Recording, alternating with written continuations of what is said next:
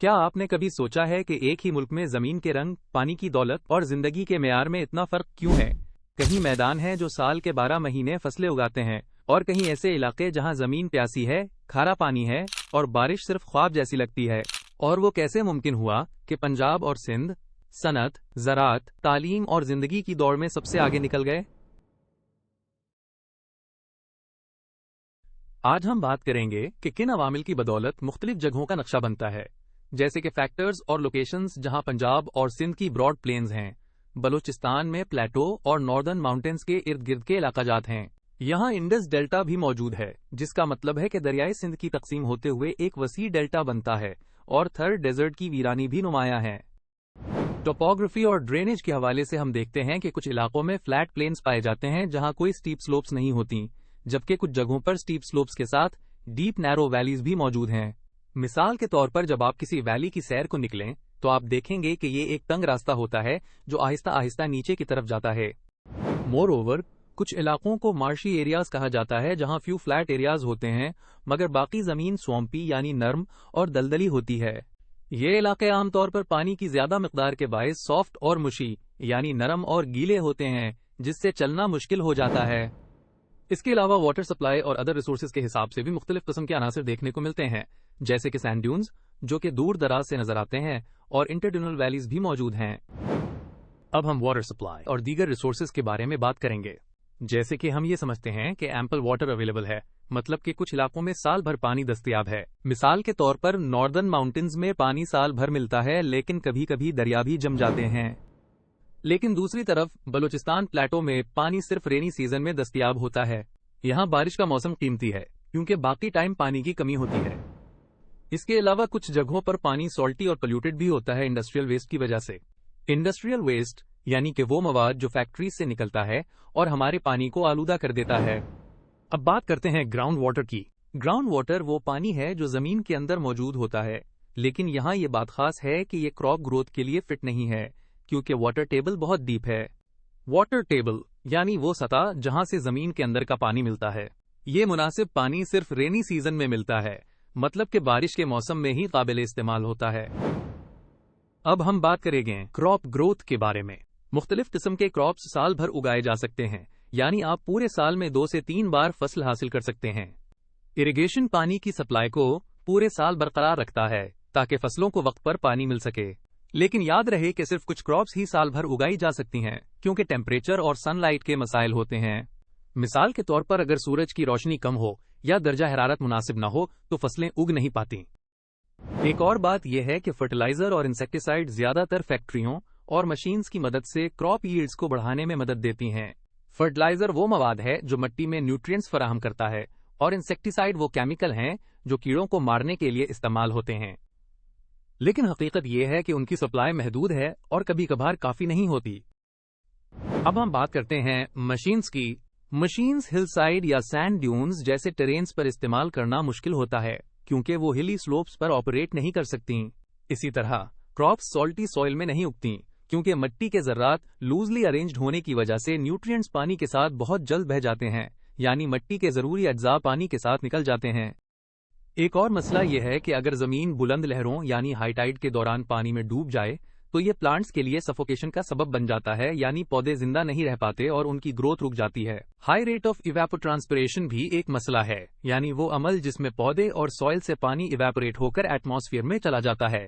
اس سے پلانٹس کو maximum growth حاصل کرنا مشکل ہو جاتا ہے، جیسے ایسی زمین جہاں پانی بہت جلد ختم ہو جائے۔ انڈسٹریل ویسٹ کی وجہ سے پانی سالٹی اور پلیوٹڈ ہو جاتا ہے جو کہ فصلوں کے لیے مزید نقصان دہ ہے۔ اب ہم انفراسٹرکچر کی بات کریں گے۔ بڑے پیمانے پر بنے ہوئے فیکٹریز لاکھوں افراد کو امپلائمنٹ فراہم کرتے ہیں۔ امپلائمنٹ سے مراد ایسی نوکریاں ہیں جو کئی خاندانوں کا خرچ چلانے میں مدد دیتی ہیں۔ اس کے ساتھ ساتھ ماڈرن سٹیز میں گیس، واٹر اور الیکٹریسٹی سپلائی دستیاب ہیں جو کہ گھروں اور انڈسٹریز دونوں کے لیے ضروری ہیں۔ روڈز، ریلویز اور ایئرپورٹس کی موجودگی کا بھی ذکر ضروری ہے جو لوگوں، را مٹیریلز اور فنش پروڈکٹس کو نقل و حمل میں مدد دیتے ہیں۔ اب ہم ایک کنٹراسٹنگ سیناریو کی بھی بات کریں گے جہاں ڈیولپمنٹ کی سطح کم ہے۔ ایسے علاقوں میں گیس، واٹر اور electricity supplies only limited areas تک محدود ہیں اور انڈسٹریز کی تعداد بھی لو ہوتی ہے۔ روڈ، ریلوے اور ایئر نیٹ ورکس بھی ہارش ٹرین کے باعث اور بلڈنگ کاسٹس کی وجہ سے لمیٹڈ ہوتے ہیں۔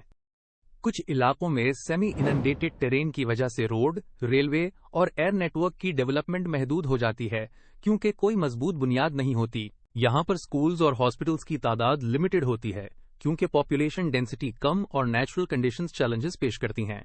फाइनली, कुछ रीजन्स में गैस, वाटर और electricity supplies almost non existent हैं और रोड, रेलवे और एयर नेटवर्क भी ऑलमोस्ट नॉन एग्जिस्टेंट हैं, जिसका मतलब है कि वहां का इंफ्रास्ट्रक्चर निहायत कमजोर है। अब हम क्लाइमेट के बारे में बात करेंगे।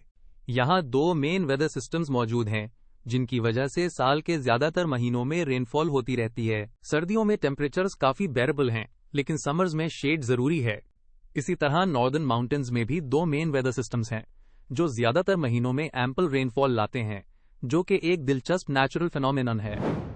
बलोचिस्तान प्लेटो की बात करें तो ये बहुत ज्यादा ड्राई है और यहाँ का क्लाइमेट मुख्तलिफ है। दोनों इलाकों में विंटर्स के दौरान टेम्परेचर्स कम होते हैं, जिसकी वजह से खाने की चीजें उगाई नहीं जा सकती और उन्हें पहले से जखीरा यानी जमा करना पड़ता है।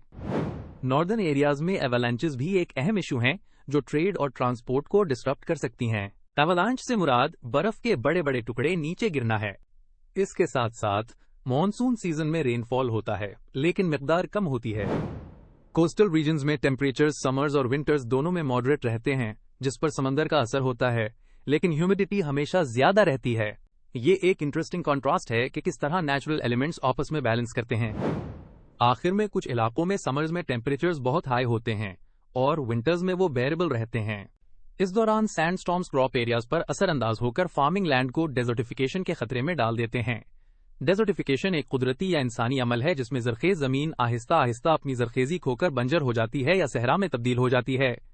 सैंडस्टॉर्म्स एक टेक्निकल टर्म है जिससे मुराद हवा के जरिए चलने वाली रेत की लड़ियां हैं जो फसलें खराब कर सकती हैं।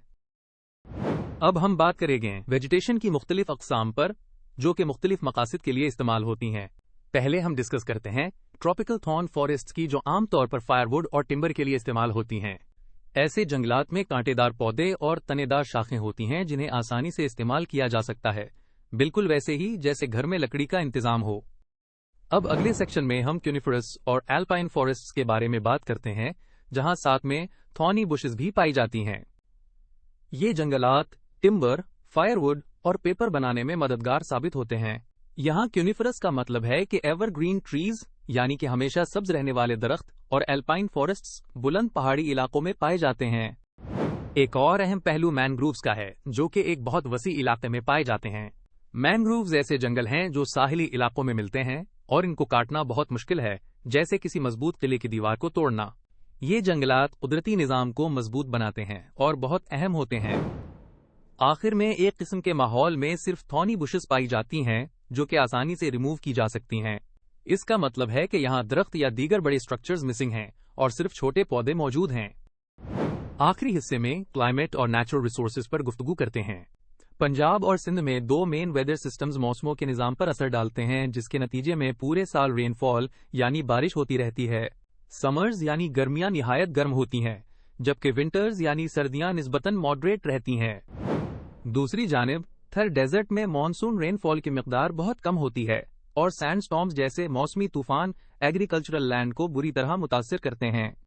वहां ट्रॉपिकल थॉर्न फॉरेस्ट्स फायरवुड और टिम्बर के हुसूल के लिए इस्तेमाल की जाती हैं। इसी तरह नॉर्दर्न माउंटेन्स में कॉनिफरस और एल्पाइन फॉरेस्ट्स के अलावा थॉर्नी बुशेस भी पाए जाते हैं, जो टिम्बर, फायरवुड और पेपर प्रोडक्शन यानी कागज बनाने के लिए अहम वसाइल फराहम करते हैं। इस मौजू में हमने जिन टॉपिक्स पर बात की, इनका खुलासा देखते हैं। आज हमने मुख्तलिफ इलाकों के बारे में सादा अल्फाज में गुफ्तगू की। हमने बयान किया कि पंजाब और सिंध में जमीन हमवार है और इरिगेशन सिस्टम बहुत अच्छा है।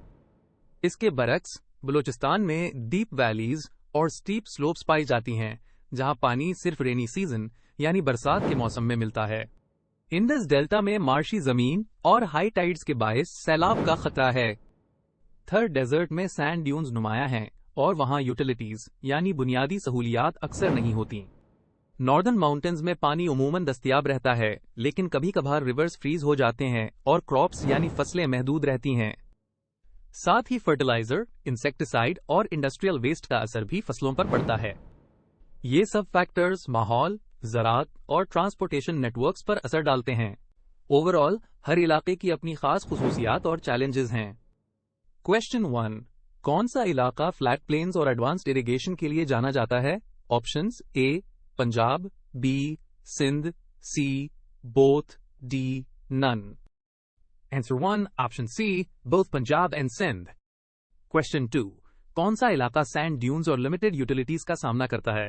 Options A northern, B Thar desert, C Punjab, D Indus delta. Answer 2 option B Thar desert. Question 3، کون سا ریسورس چیلنج فصلوں کو متاثر کرتا ہے؟ Options A sunlight shortage, B polluted water, C minerals, D get way.